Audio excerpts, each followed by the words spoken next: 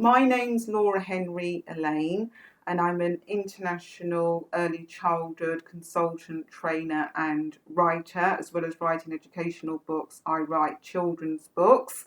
My children's books, the Jojo and Gran Gran series, are now a children's BBC series on CBeebies. I'm one of 6 children. My mum always wanted 6 children and she had us back to back. There's about 18 months to 20 months difference between us all. So you could imagine what that was like. So I'm 4th in the pecking order.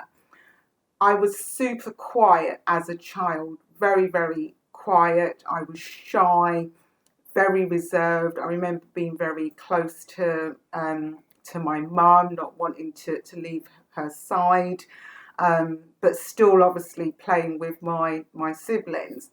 It wasn't until I got to secondary school, I was about 12, I went into the second year of secondary school. That's when I came out of my shell and I was like, hi, I'm here now.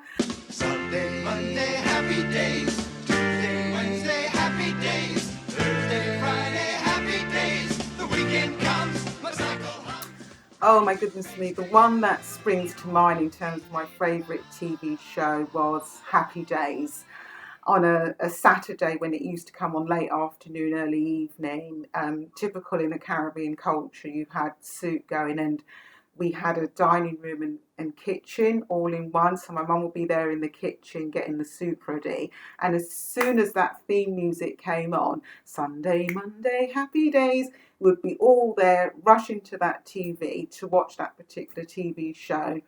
And the Happy Days show, it's intergenerational. It was the comedy was in there, that sense of fun, the sense of community. So that was one particular show that I liked.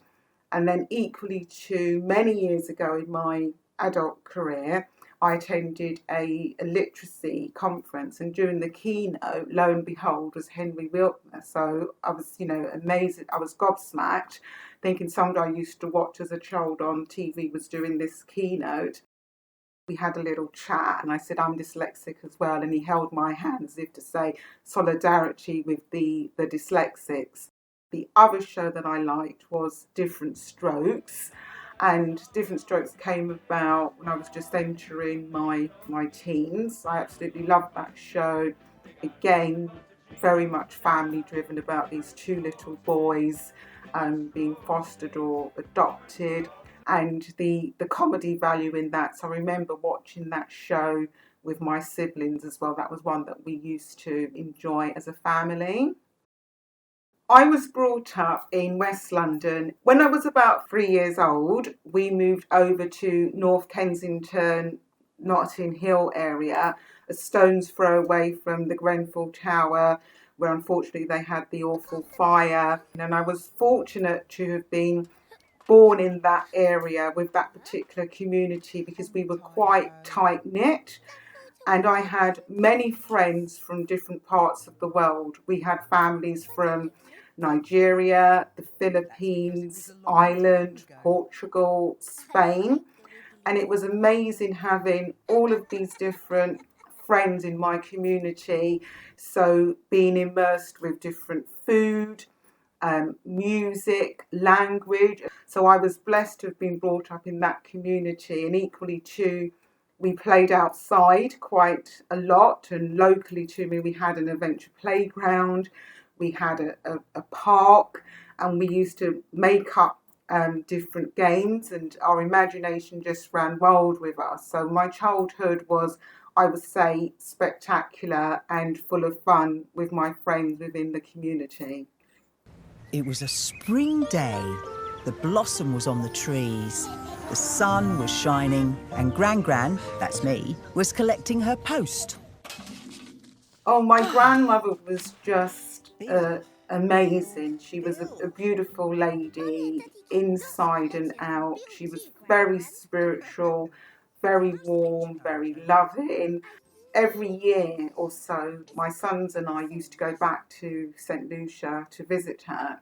And the very last time, my grandmother was 101 for 101th birthday, and we were sitting in her room. There was cake and drinking and laughing, and everybody, family and friends wishing her happy birthday. And she was there, telling stories, and her memory, even though she was 101, was very sharp. And she said, yes, this is my Laura. And when she was little, I used to go and see them on a Sunday afternoon. And she said I'd be the only one out of all of my siblings at the window, jumping up and down, getting super excited, saying, Mama's coming, because we say in the St. Lucian Creole language, Mama is grandmother. And as she was telling that story, there was tears rolling down my face and thinking, what a sweet memory to have. And a few months after that, she passed away, and I was grief-stricken, as you can imagine. And I remember that story that she told me, the last conversation that I would have had with her, the last time I saw her. And I thought, as having my parenting hat on and my early childhood education hat on, maybe there's a story that I could write within this. And that was the very first story, Jojo and Gran Gran All in a Week, which shared Jojo and Gran Gran doing different activities throughout the week, building up to when they met each other on the Sunday. I can't wait to meet her. It's loosely based on our relationship, but one of the things that runs through every single episode is the warmness and the love between Gran Gran and Jojo. And the earlier conversations that I had with the production team, Tom Cousins, who's just been super amazing, was about getting that love woven through every single episode, and one can see it jumps out at the screen to you. Oh, I love this picture. And I love you, Gran Gran. Oh, I love you too, Jojo. And that to me was just so important, because I wanted to see that as a family, that love running all the way through the episodes, and the love that my grandmother had for all of us, not just for my siblings, for her other grandchildren. And she loved us all dearly, dearly and dearly. Don't want to get upset. She loved us all so much. Can we look at some more photos, Gran Gran? Oh, yes, I remember this. Who's that? That's your mummy. Whoa. That was a long time ago too. I think it is super important that children see themselves on the screen, because I think it makes them feel their self-worth, their self-esteem. That's me. This photo was taken at your mum's. Jojo and Gran Gran, it's not just a children's animation, it's a family animation, and then that links back to me. The programs that I watched as a child, it was very much family orientated, rather it being an adult program. Adults, you watch this program, and children, you watch this program. I think equally too, it's important for all types of children to see differences, because therefore then they grow up to be more informed as adults to differences that are normal. It's not strange, it's not weird. This is the normalities that we live in society. I think the bus is too full for all three of us to get on. Diversity and inclusion is super important. So when we're looking at gender issues, the role of males and females, how they actually come across.